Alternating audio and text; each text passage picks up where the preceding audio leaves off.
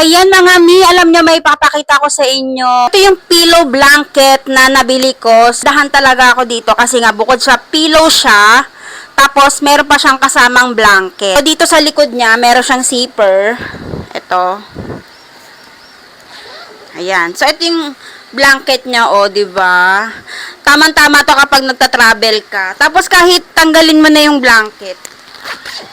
Ayan. Kahit tanggal na yung blanket, makapal pa rin yung pillow niya. Pwede pa rin siyang gawing unan, o di ba? Maganda to lalo na kapag nagta-travel. Tapos gusto mo yung dala kang unan tsaka kumot, ito, saktong-sakto to.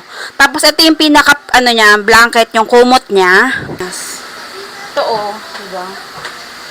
Ayan oh, malaki na siya. Ayan oh.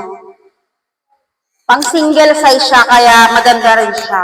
Yung ano niya oh. Yung mga nabibili natin comforter, ganun yung pinaka-texture niya. Maganda siya. Oh. Nagustuhan nga ng anak ko kasi sa kanya daw po. Pag aalis tayo, meron na tayong pillow, tapos may blanket. So, maglalagay ako ng link ng product na to. So, kaya lang hindi available yung Koromi. So, Melody lang. So, ayun. Bahala na lang kayo mag-search sa ibang shop ng ganito. Diba? Sobrang cute. Yun lang.